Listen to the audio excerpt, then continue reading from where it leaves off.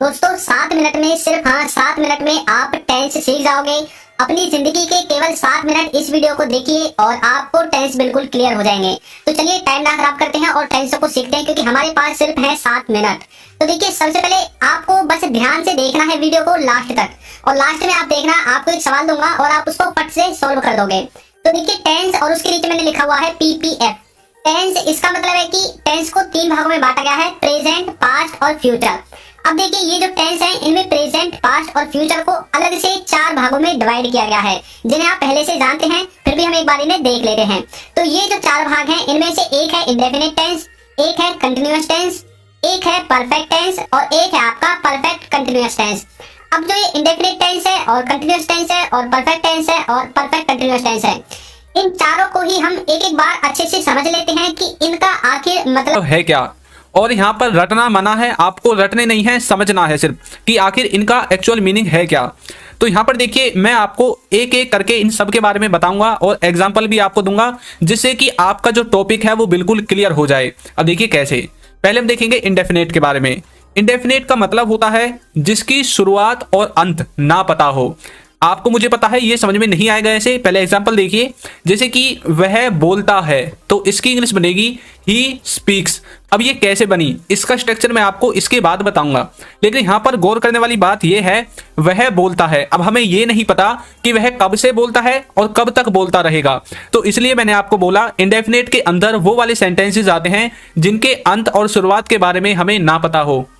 जैसे कि वह स्कूल जाता है, अब ये नहीं पता कि कब से स्कूल जाता है और कब तक जाता रहेगा। वह पढ़ता है, वह खेलता है, वह सोता है, सूर्य पूर्व दिशा से उगता है, तो ये नहीं पता कि कब से ये कार्य हो रहे हैं और कब तक होते रहेंगे। तो इस तरह के सेंटेंसेस को हमें रखना पड़ता है इंडेफिनेट में। इंडेफिनेट अपने आप में एक देखिए क्या है, एक होता है डेफिनेट यानी कि पक्के तौर पर, और एक होता है इनडेफिनेट जिसे आप पढ़ रहे हैं, यानी कि जिसके बारे में हमें पक्का नहीं पता है।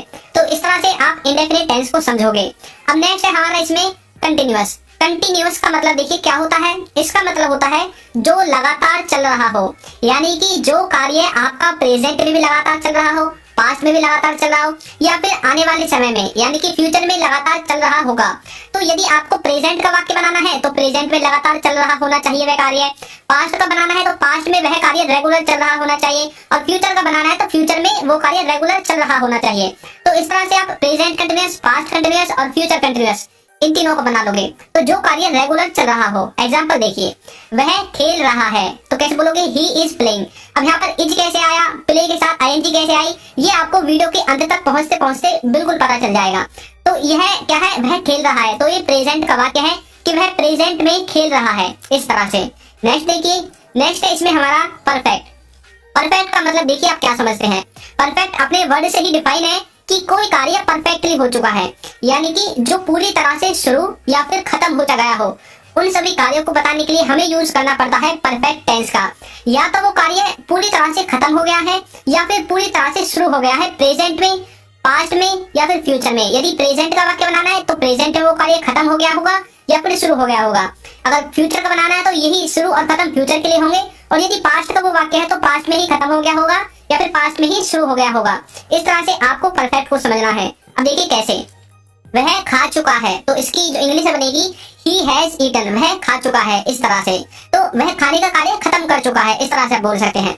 अब नेक्स्ट है हमारा परफेक्ट कंटिन्यूअस। इसका मतलब होता है परफेक्ट प्लस में कंटिन्यूअस, यानी कि इसमें परफेक्ट का कुछ भाग यूज होगा और कुछ कंटिन्यूअस टेंस का भाग यूज होगा, तभी तो मिलकर बना है परफेक्ट कंटिन्यूअस। यानी कि परफेक्टली पास्ट में या प्रेजेंट में शुरू भी हो चुका है और वो कंटिन्यूटी में भी है। जैसे कि वह सुबह से खेल रहा है, अब यहाँ पर क्या है, उसने ये कार्य पास्ट में यानी कि सुबह शुरू कर दिया और अब भी यह चल रहा है, कंटिन्यूअस में है, तो कैसे बोलोगे, he has been playing since morning। इस तरह से आप इसे समझोगे। तो यानी कि जब कोई कार्य पास्ट से शुरू हो या फिर प्रेजेंट से ही शुरू हो, यदि प्रेजेंट का वाक्य है, पास्ट का वाक्य है तो पास्ट से शुरू होगा और रेगुलर चल रहा है, तब आपको यूज करना है परफेक्ट कंटिन्यूअस का।